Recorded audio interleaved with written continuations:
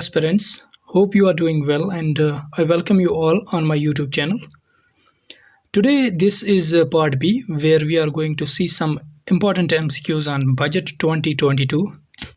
In part A, we have already discussed many things about Economic Survey 2022 and some important terms, right?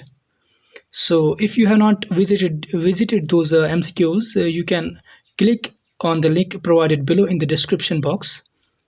You can also join me on Telegram channel and Telegram group. Links are provided in the description box. You can visit. So let us start our video. पिछले video में जैसे हमने answers को hide किया था कुछ seconds के लिए, वैसे ही आज भी हम आंसर्स को हाइड रखेंगे सो दैट आपके माइंड में आप एक गेस कर सकते हो आंसर क्या होगा. तो part B, budget 2022. So our question number 1. But before we start our MCQs, मैं आपको एक बात बताना चाहता हूँ कि जो भी बेसिक स्टैटिक नॉलेज है बजट के रिलेटेड वो आपको खुद होनी चाहिए. लाइक बजट की डेफिनेशन, बजट कब स्टार्ट हुआ, तो आजकल डिजिटल बजट आता है, तो उससे पहले क्या था, बही खाता उससे पहले क्या था, तो ये सारी नॉलेज आपको खुद होनी चाहिए. अगर वो सारा कुछ डिस्कस यहाँ पे करेंगे तो काफ़ी वीडियो बड़ा होगा, ठीक है. सो हम यहाँ पे क्या करेंगे, डिस्कस बस वही चीज़ जो बजट 2022 में आई है, बाकी नॉलेज आप खुद चेक करेंगे, ठीक है. So question number 1. Which article of the Indian constitution deals with the budget? Simple question है but most important question. Which article of the Indian constitution deals with the budget?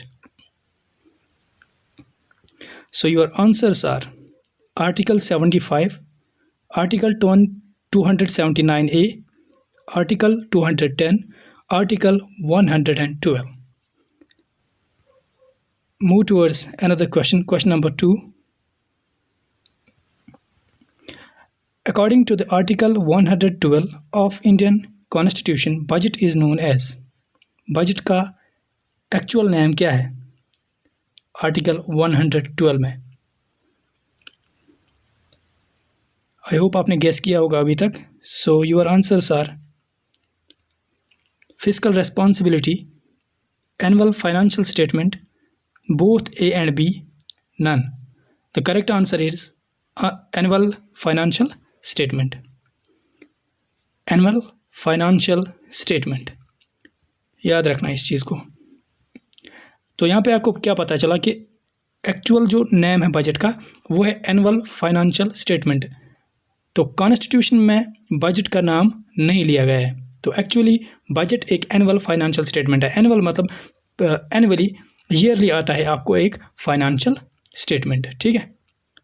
So question number 3. Income tax in India is imposed at the rate known as. Income tax in India is imposed at the rate known as. किस rate पे income tax लगाई जाती है? तो आपके answers यहाँ पे नीचे. Progressive rate, regressive rate, degressive rate, proportionate rate. So correct answer is digressive rate. You must know all these terms. Progressive, what is progressive rate, what is regressive rate, digressive rate, and proportionate rate. Let me tell you something about digressive rate. Digressive rate is actually the mixture of progressive and proportional tax rate, right? So actually क्या होता है, जितनी income increase होती है उतना यहाँ पे rate of ये टैक्स इंक्रीज होता है पहले, उसके बाद एक टाइम आता है, उसके बाद ये प्रोपोर्शनेट हो जाता है, ठीक है. ये कम्बिनेशन को हम डिग्रेसिव रेट बोलते हैं. तो ये चीज़ें आपको आप चेक करना, ये बेसिक टर्मिनोलॉजी इकोनॉमी में जो यूज़ होती है ये काफ़ी हेल्प करेगी आपको. Question number 4. Fiscal federalism is. जिसको फेडरलिज्म की डेफिनेशन पता होगी तो उसके लिए ये ऑप्शंस आसान होंगे. Option A cooperative federalism, option B creative federalism, then competitive federalism. All of the above. The correct answer is all of the above.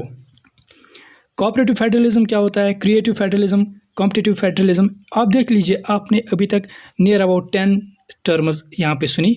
ये आप नोट करो, आप इनको चेक करना बाद में, ठीक है. So question number 5. विवाद से विश्वास स्कीम इज अबाउट। विवाद से विश्वास स्कीम इज अबाउट। आपके ऑप्शन है यहाँ पे courts, land reforms, direct tax, infrastructure. The right answer is direct tax. Now what is this scheme? What is it all about? Firstly, its aim is to reduce the pending income tax litigations and generate timely revenue for governments। आपको पता होगी government को काफ़ी disputes होते हैं individual से या company से या ऑर्गेनाइजेशन से के साथ on the basis of this what on the basis of tax या on the basis of revenue. तो वो सारे केसेस कोर्ट्स में जाते हैं। ठीक, कोर्ट्स में जाने के बाद जब रेवेन्यू पे इफ़ेक्ट काफ़ी पड़ा तो गवर्नमेंट को लगा कि कोई अब इसके लिए वे आउट निकालना पड़ेगा, तो वो लेके आए स्कीम विवाद से विश्वास। यहाँ पे क्या होता है, जिस चीज़ पे जितना डिस्प्यूटेड अमाउंट होता है वही इनको पे करना पड़ता है, अगर वो मतलब लॉजिकली हो उतना, तो बाकी जो सारा होगा पेनल्टी इंटरेस्ट वो सारा माफ़ किया जाता है। इससे क्या हुआ कि अगर पूरा का पूरा ये जो इनकम ये रेवेन्यू था, टैक्स था, बंदा पे नहीं करता था तो उसका हाफ ही तो अब कर पाता है। That means something government gets in terms of revenue back. So Vivad se Vishwas it is about direct tax, income tax है ये एक्चुअली। चलो तो क्वेश्चन नंबर 6 की तरफ जाते हैं हम। Question number 6, which of the following statement is true about budget? Budget is the constitutional obligation for the government. Word budget is not mentioned in the constitution. Budget is presented in the parliament by CEA, Chief Economic Advisor. Both and B. Correct answer is both and B, because we know that budget is constitutional obligation under Article 112 for the government. They have to present the budget, annual financial statement. तो वही नाम है budget का वहाँ पे जो mention किया गया। और पार्लियामेंट में सीईए बजट को प्रेजेंट नहीं करता है, वहाँ पे कौन करता है प्रेजेंट बजट को, ये आपका होमवर्क है, टास्क है, आप कमेंट्स में लिख लीजिएगा। तो इम्पॉर्टेंट क्वेश्चन है ये। Question number 7, correct order of revenue for the government of India. Government of India को रेवेन्यू कहाँ से ज़्यादा आता है? Borrowing greater than excise duty greater than income tax, borrowing greater than income tax greater than excise duty, non tax revenue greater than income tax greater than borrowing. पहले आपको ये terminology पता होनी चाहिए और आंसर इसका करेक्ट है। Borrowing सबसे ज़्यादा होती है, उसके बाद इनकम टैक्स, उसके बाद एक्साइज ड्यूटी। अब मैंने कल आपको बोला रेवेन्यू क्या होता है। Revenue what ever government receives in terms of money, और जो ये देता है, जो गवर्नमेंट अकाउंट से निकलता है वेलफेयर के लिए, उसको बोलते हैं हम expenditure. So I will show U A slide. ये है स्लाइड हमारी, आप इस स्लाइड में देख सकते हैं आराम से। हाइस्ट परसेंटेज यहाँ पे 35% है, जो कि बोरोइंग एंड अदर लाइबिलिटीज़ की है। अगर आप सोचेंगे कि बोरोइंग क्यों ज़्यादा है हमारी कंट्री में, तो आपको बार बार बोल रहा हूँ मैं, दिस इज़ वेलफेयर स्टेट। हम welfare, socialist and mixed economy है। यहाँ पे हम क्या करते हैं, ज़्यादा एक्सपेंडिचर है हमारा as compare to revenue, health पे, एजुकेशन पे, इंफ्रास्ट्रक्चर पे एक्स्ट्रा। सो आप देख लीजिए, इसके बाद 35% के बाद हमने ऊपर ये जो क्वेश्चन किया अभी, वहाँ पे हमने बोला इनकम टैक्स। हम 35% के बाद सीधे जाते हैं 16% जीएसटी रेवेन्यू जनरेट करता है 16%। उसके बाद 15% है corporation tax, and then corporation tax and income tax is equal 15%, then 7% union excise duty. You have union excise duty 7%. Then you have 5% non-tax revenue, 5% customs, and then you have 2% non-debt capital receipts. Right? So इस picture को आप screenshot लीजिए, और ये basic crux है, आपको कोई बार पूछा जा सकता है इनमें से। मैंने एज ए सैम्पल आपको क्वेश्चन पूछा वहाँ से। यहीं से हम एक और ये देख लेंगे, एक और स्लाइड। ये एमसीक्यू हमने किया। अब क्वेश्चन नंबर 8 फैक्चुअल है, सिर्फ आपको यूपीएससी और जेकेपीएससी में ऐसे क्वेश्चन नहीं मिलेंगे जैसे क्वेश्चन नंबर 8 है। ये आपको board exams like this JKSSB and all those exams, उनमें से ये क्वेश्चन पूछे जा सकते हैं। अमाउंट एलोकेटेड फॉर जल जीवन मिशन, इंपॉर्टेंट है जल जीवन मिशन। सो यहाँ पे आंसर है आपका 60,000 करोड़।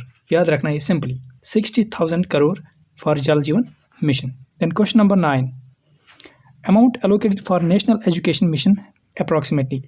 आपको पता होगी नेशनल एजुकेशन पॉलिसी रिसेंटली वो लाई गई थी और अब नेशनल एजुकेशन मिशन के लिए कितना पैसा दिया गया अप्रॉक्सीमेटली बोल रहा है ये 40,000 करोड़, राइट, याद रखना ये चीज़ें। और एक इम्पॉर्टेंट क्वेश्चन है question number 10, amount allocated for PM किसान सम्मान निधि। ये एक स्कीम है जैसे आपको पता होगी 3 इंस्टॉलमेंट्स में 2,000 करके हर एक के अकाउंट में किसान के अकाउंट में डाले जाते हैं पर ईयर 6,000 वो आते हैं। तो अब आने वाले साल के लिए जो बजट ने वो इसके लिए एलोकेट किया अमाउंट, तो वो कितना है 68,000 crore. Question number 11, yes important question, अभी हमने ये स्लाइड में देख लिया, गवर्नमेंट एक्सपेंडिचर, करेक्ट ऑर्डर बोलना है आपको, तो आंसर जो है उसी पे आप ध्यान रखें। यहाँ पे आंसर है interest payments, then interest payments greater than state share of tax greater than central sector schemes. Important question है ये, आप इसको देख लीजिएगा, ये पूछा जा सकता है सीधे किसी भी एग्जाम में। So this is all about these MCQs, thank you. तो अगर अभी भी आपने हमारी चैनल को सब्सक्राइब नहीं किया है तो प्लीज़ चैनल को सब्सक्राइब कीजिए। अगर आपको ये वीडियो यूज़फुल लगता है तो इसको भी शेयर कीजिए, लाइक कीजिए और कमेंट कीजिए। और बाकी कोई भी प्रॉब्लम हो रिगार्डिंग दीज क्वेश्चंस या कुछ भी आपको क्वेरी हो तो आप मुझे टेलीग्राम चैनल और ग्रुप में भी ज्वाइन कर सकते हो। डिस्क्रिप्शन बॉक्स में सारी लिंक्स दी गई है।